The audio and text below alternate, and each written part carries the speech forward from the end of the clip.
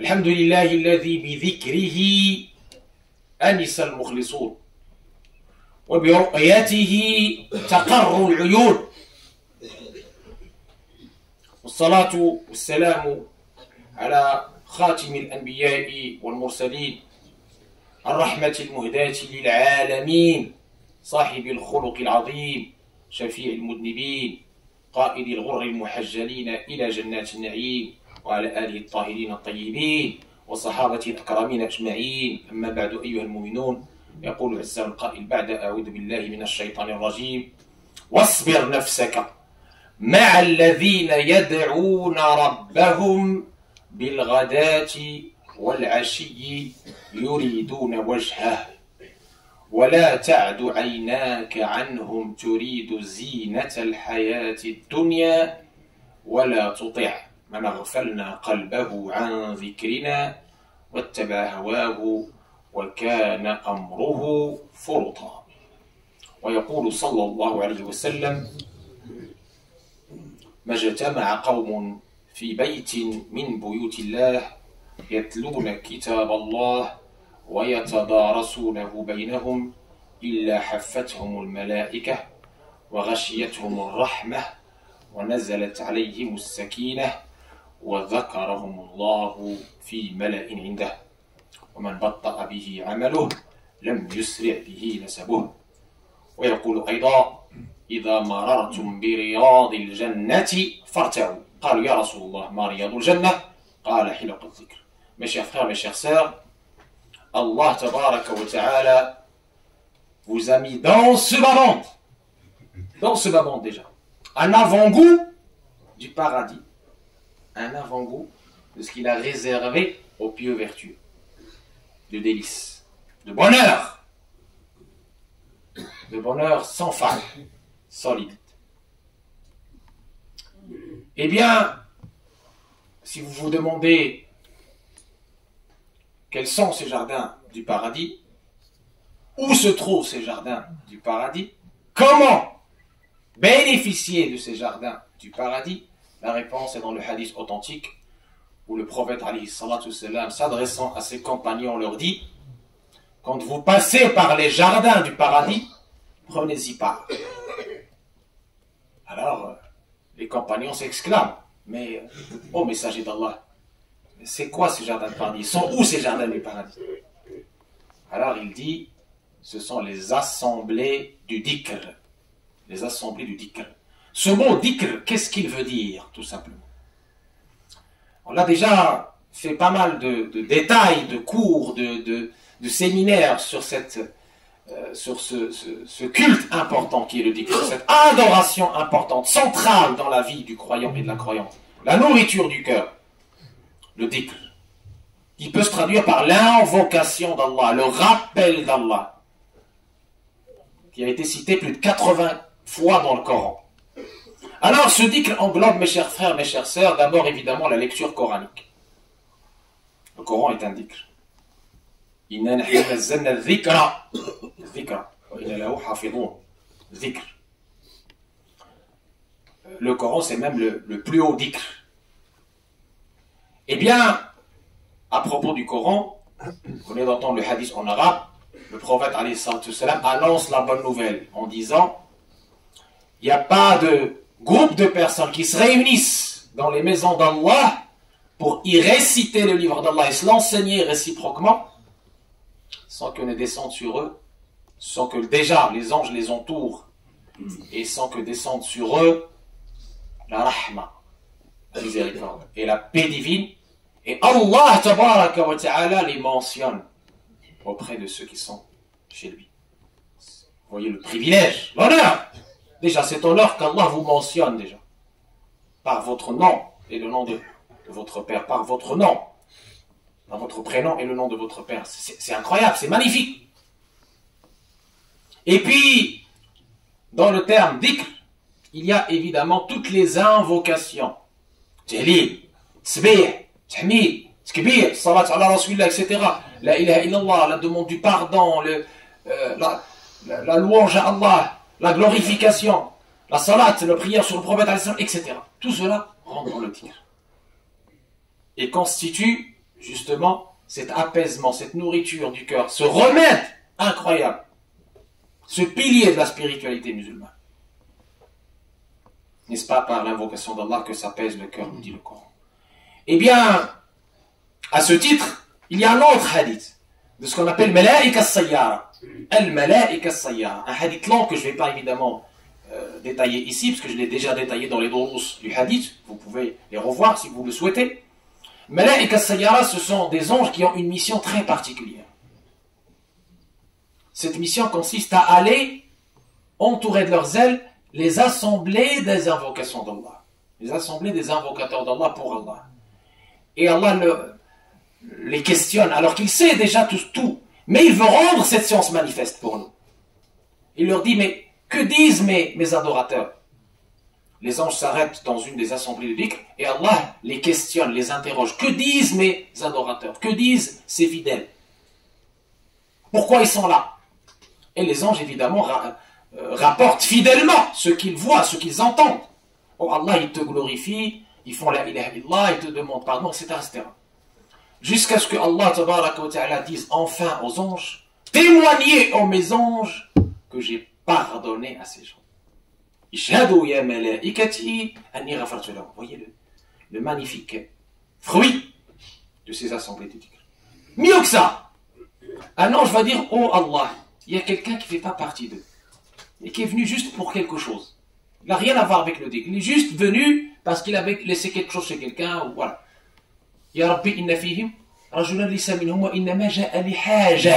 Ja'a li haja. Fayujibu al-Karim, subhanahu wa ta'ala. Al-Karim, humul julasa'u, la yashqa jalisuhum. Et Allah l'englobe dans cette miséricorde, dans ce pardon. Même s'il n'est pas venu pour la même chose. Même s'il est juste venu comme ça, par curiosité ou pour une chose de ce monde. Les savants, en commentaire à ce hadith, disent c'est la seule adoration, le seul rituel où vous aurez le privilège d'être, entre guillemets, englobé dans ce pardon d'Allah, dans ces privilèges, dans cette bénédiction d'Allah, dans cette miséricorde d'Allah, alors même que vous n'avez pas l'intention. Niya. Même s'il vous manque cette intention, vous êtes englobé dans cette miséricorde, dans ces mérites, dans ces bénédictions, dans ce pardon d'Allah. Parce que, justement, les assemblées du dhikr ont ce privilège d'avoir une extension de miséricorde et de lumière vers un ensemble très important, vers des limites qu'on ne voit même pas à l'œil nu. Les bénédictions de ces assemblées du dhikr sont telles que il y a même les voisins qui peuvent en bénéficier. Même une personne qui passe, il peut en bénéficier. Parce que, justement, quand les anges descendent, ils ne descendent pas pour rien. Ils descendent, comme on l'a vu dans les lettres Qadr, avec la miséricorde d'Allah, avec Sakina, la paix divine, avec les mérites d'Allah, avec les privilèges et les bénédictions. Et puis, mes chers frères, mes chères sœurs, j'ai cité le hadith des jardins du paradis. Et donc, effectivement, dans cette vie mondaine pleine de troubles, pleine de fitna, pleine de désordre, pleine de, pour certains, d'ennui et d'angoisse, eh bien, ces assemblées de dhikr constituent cette bouffée d'oxygène, cette arche qui vous permet de vous connecter à l'essentiel pendant quelques instants et de bénéficier des lumières d'Allah tabaraka wa ta'ala. Et de goûter, je dis bien goûter, les saveurs du paradis avant, Inch'Allah, d'être au paradis. Mais, pour cela, il y a des convenances. Il y a des convenances que nous allons voir, Inch'Allah, tout de suite. Wa akhiru da'wana, alhamdulillah, الحمد لله الواحد بلا عدد الحمد لله رافع السماء بلا عمد الحمد لله لم يولد ولم يلد والصلاة والسلام على المبعوث بالرشد وآله وصحبه المهتدي أما بعد أيها المؤمنون من فضل الله علينا أن جعل لنا في هذه الأرض هذه المجالس هذه النفحات الربانية التي حقيقة تعرج بأرواحنا في سماء المعرفة وتجعلنا من المحبوبين المقبولين وتجعلنا من الذين خصهم الحق تبارك وتعالى بذكر في ملأ عنده وما أدراك الذكر في ملأ عند الملك سبحانه وتعالى. لكن هناك أداب. Comme j'ai dit, il y a des convenances, mes chers frères, mes chères sœurs. Pour bénéficier pleinement de ces points lumineux, de ces assemblées qui sont une partie du paradis. Eh bien, notre prophète, alayhi salatu wassalam, une fois, il était dans une assemblée de dhikr. Et il voit trois personnes. La première personne, awa ilallahi fa'awahu Allah. La première personne, elle s'approche, elle trouve une place à côté, elle s'assoit. Le prophète alayhi salam dit en commentaire, cette personne, elle s'est réfugiée auprès d'Allah et Allah l'a bénie, Allah l'a protégée, Allah l'a élevée. Et puis une deuxième personne, il le voit, elle est un peu loin, cette personne, elle trouve une place derrière, elle s'assoit derrière. Jeune personne, elle s'assoit derrière. Très bien. Le prophète alayhi salatu wassalam, en commentaire, il dit aux compagnons, le deuxième, il a eu de la pudeur vis-à-vis d'Allah et Allah l'a récompensé pour cette pudeur. Donc vous voyez, les deux, ils ont bénéficié des mérites d'Allah, des lumières d'Allah, du soutien d'Allah. Allah les a aimés parce qu'ils sont venus à ces assemblées, les assemblées d'Allah. Et un troisième, et dès qu'il a vu l'assemblée, il est parti loin. Le prophète alayhi salam, il a dit en commentaire à cela, et le troisième s'est éloigné et Allah, entre guillemets, l'a rejeté. Il n'a pas bénéficié de ses lumières et de ses mérites. Et puis, Allah dans le Coran, il apprend à son prophète alayhi salatu wassalam, et aux compagnons, et à travers eux, à travers cette première école, il nous apprend à nous al-istidan, qui est très important. Allah dit à ce sujet, إنما المؤمنون الذين آمنوا بالله ورسوله وإذا كانوا معه على أمر جامع لم يذهبوا حتى يستدنوه إن الذين يستدنونك أولئك الذين يؤمنون بالله ورسوله فإذا استاذنوك لبعض شأنهم فاذن لمن شئت منهم واستغفر لهم الله إن الله غفور رحيم. Tout est dit. Alors ce verset que vous venez d'entendre, certes, il a été révélé pour le prophète alayhi salatu wassalam, mais il dépasse le cadre du prophète alayhi salatu wassalam, à ses héritiers parmi les savants, les imams, etc. Allah tabaraka wa ta'ala nous dit, ceux qui croient réellement à Allah et au jour dernier, quand ils sont dans une assemblée avec le prophète alayhi salam, ils ne partent pas sans demander l'autorisation. L'autorisation. Ainsi, s'ils te demandent l'autorisation, alors autorise ceux que tu veux parmi eux et demande pardon à Allah pour eux, parce qu'ils ne vont pas trouver mieux que cette assemblée bénie. Ils ne vont pas trouver mieux. Dunya mal'ounatun mal'ounun ma fiha illa dhikrullahi wa ma walahu wa alimun muta'allim. N'est-ce pas le prophète alayhi salam qui nous a enseigné sur la réalité de ce bas monde éphémère en nous disant ce bas monde est maudit ainsi que tout ce qui contient sauf l'assemblée ou sauf le dhikr, l'invocation d'Allah et ce qui est autour de l'invocation d'Allah, et alimun muta'allim, celui qui enseigne une science ou qui l'apprend. C'est tout. Le reste, c'est évidemment des nécessités. Le travail est une adoration parce qu'il permet d'adorer Allah convenablement. C'est important. Mais tout ce qui est en dehors, c'est des futilités. Le vrai temps utile, c'est le temps que tu passes auprès d'Allah. Unsi billah fi hadhihi al-majalis. Et enfin, mes chers frères, mes chères sœurs, j'ai commencé par le verset coranique et je termine par le même verset coranique, en vous donnant les circonstances de sa révélation. Très important, pour que vous puissiez le retenir et comprendre la grandeur de ces assemblées qui aujourd'hui nous manquent cruellement, parce qu'il y a de plus en plus d'assemblées de shaitan, d'assemblées de futilité, d'assemblées de médisance, d'assemblées de calomnie, d'assemblées de perte des valeurs, etc., etc. Nos jeunes sombrent aujourd'hui dans les futilités, dans les réseaux sociaux, dans le virtuel, et on ne veut pas revenir à l'asl, à l'origine, à ces assemblées bénies, pour s'élever.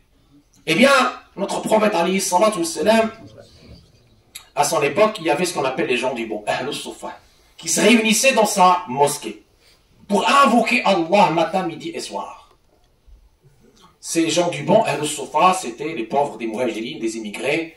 Il y en avait parmi eux Abu Huraira, radiallahu anhu. Il y avait parmi eux Bilal, l'Éthiopien, Habashi, radiallahu anhu. Il y avait parmi eux Suhaib al-Rumi, Suhaib le Romain, parmi eux. Il y avait Salman. On a déjà fait un prêche sur Salman le Farisi, Salman le Perse, etc., etc. Et les notables de Quraysh, les polythéistes, ils ont proposé au prophète, ils disent, si tu t'éloignes de ces pauvres gens, de ces petites gens, peut-être qu'on va te suivre. Peut-être qu'on va te suivre. Parce que nous, on ne peut pas se mélanger avec ces gens-là qui ne sont pas de notre rang. Et le prophète, il s'est dit, je vais peut-être m'approcher de ces gens-là parce que je sais que les gens du bon, ils sont, alhamdoulilah, enracinés dans la foi. Je n'ai pas peur pour eux. Et le verset d'Allah a été révélé. Gabriel est venu avec le verset d'Allah. Persévère, patiente, assis-toi auprès de qui? Auprès de ceux qui, matin et soir, invoquent Allah. Pour lui. Et la suite du verset, vous la connaissez. Et ne détourne pas ton visage, on cherche d'éclat du monde, et n'obéis pas à celui qu'on a rendu le cœur, dont on a rendu le cœur insouciant, qui suit ses passions. Et son affaire est toute transient. Alors, Sayyidina Muhammad sallallahu alayhi wa sallam, il est revenu vers les gens du banc dans sa mosquée, dans cette assemblée bénie du dhikr, et il leur dit cette parole qui va rester éternelle, qui est très importante, qu'on doit apprendre et transmettre à nos enfants. Alhamdulillahi alladhi ja'ala min ummati man amarani rabbi an asbira nafsi ma'ahum. Alhamdulillahi alladhi ja'ala min ummati man amarani rabbi an asbira nafsi ma'ahum. Louange à Allah qui a fait d'une partie de ma umma un groupe privilégié, qu'il m'a ordonné de patienter, de persévérer en leur compagnie. Très important. Donc mes chers frères, mes chères sœurs, transmettant à nos enfants cet amour des assemblées de dhikr, transmettant à nos enfants cet amour des mosquées, transmettant à nos enfants cet amour du dhikr pour qu'ils puissent s'occuper utilement, illuminer leur cœur.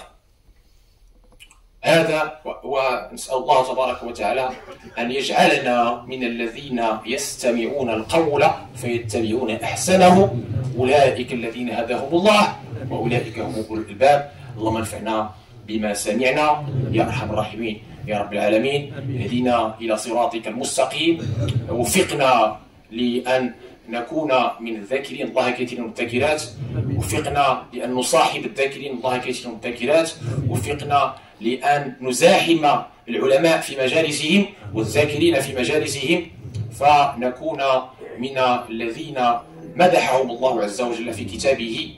Qu'Allah tabaraka wa ta'ala nous aide à prendre part à ces assemblées de dhikr, à passer le plus clair de notre temps auprès des savants, auprès des héritiers des prophètes, afin d'illuminer nos cœurs, afin d'être dans la suite et la continuité de la lumière prophétique. Qu'Allah tabaraka wa ta'ala nous aide à transmettre à nos enfants l'amour du dhikr, qu'Allah tabaraka wa ta'ala nous aide à transmettre à nos enfants l'amour des mosquées, l'amour de ces assemblées bénies, qu'Allah tabaraka wa ta'ala dans les convenances adab dans ces assemblées bénies, qu'Allah tabaraka wa ta'ala fasse qu'on soit les meilleurs ambassadeurs de cette belle religion par l'être et le paraître, par la bonté, par le bon comportement où que nous soyons. اللهم اجعلنا خير سفراء لهذا الدين يطلبوا منا الدعاء. اللهم شافي مرضانا وعافي مبتلانا وارحم موتانا. خذنا في غزة ما نساوهمش، وكذلك خذنا في السودان. اللهم يا ارحم الراحمين ارفع البلاء عنهم. Il y a évidemment, comme vous savez, nos frères et sœurs innocents à Gaza et ailleurs qui souffrent continuellement tous les jours. Nous implorons Allah encore une fois de les soutenir. Nous implorons Allah tabaraka wa ta'ala de les sauver, de les soulager. Qu'Allah tabaraka wa ta'ala les soulage, qu'Allah tabaraka wa ta'ala ramène la paix dans ce monde, qu'Allah tabaraka wa ta'ala apaise les tensions.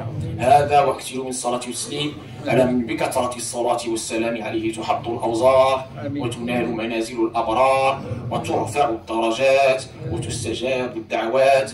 إن الله وملائكته يصلون على النبي يا أيها الذين آمنوا صلوا عليه وسلموا تسليما. اللهم صل على سيدنا محمد وعلى آل سيدنا محمد كما صليت على سيدنا إبراهيم وعلى آل سيدنا إبراهيم، وبارك على سيدنا محمد وعلى آل سيدنا محمد كما باركت على سيدنا إبراهيم وعلى آل سيدنا إبراهيم في العالمين إنك حميد مجيد. قوموا إلى صلاتكم يرحمكم الله.